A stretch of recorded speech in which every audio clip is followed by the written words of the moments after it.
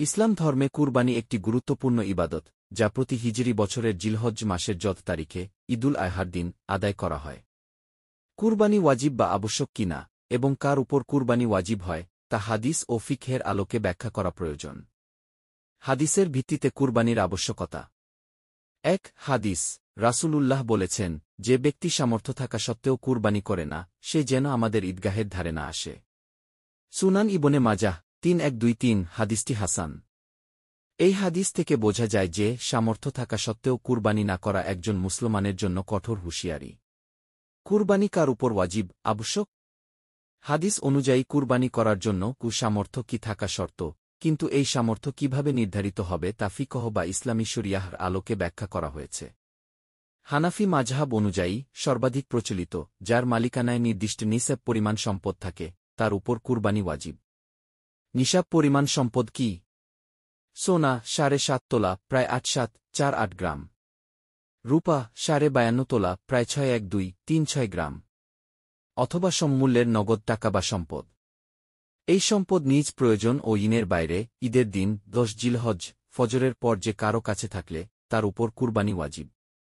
টাকার হিসাবে কত টাকা হলে কুরবানি ওয়াজিব? এইটা নির্ভর করে সোনা বা রূপার বর্তমান বাজার মূল্যের উপর।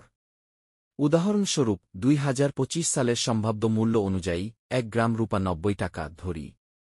৬১২৩৬ গ্রাম ৯০ টাকা ৫৫,০০০ টাকা। অতএব যার কাছে প্রয়োজনীয় খরচ বাদে প্রায় ৫৫,০০০ টাকা বা সমমূল্যের সম্পদ থাকে, তার উপর কুরবানি ওয়াজিব।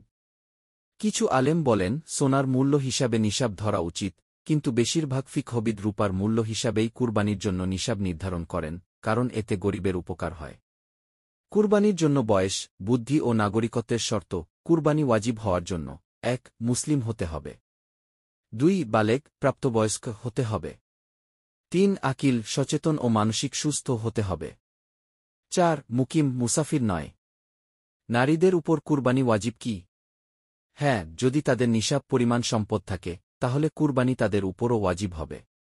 সারসংক্ষেপ বিষয় বিবরণ। হুকুম। সামর্থ্যবান মুসলমানের উপর ওয়াজিব। নিসাব রূপার মূল্য অনুযায়ী প্রায় ৫৫,০০০ টাকা, পরিবর্তনশীল। শর্ত মুসলিম, বালেগ, আকিল, মুকিম। উৎস হাদিস ইবনে মাজাহ ৩১২৩, তিরমিজি, আবু দাউদ। ভিডিওটি কেমন লাগলো আমাদেরকে কমেন্ট করে জানাবেন। এরকম আরও ভালো ভালো শিক্ষণের ভিডিও পেতে অনুগ্রহ করে আমাদের চ্যানেলটি সাবস্ক্রাইব করে আমাদের পাশে থাকুন।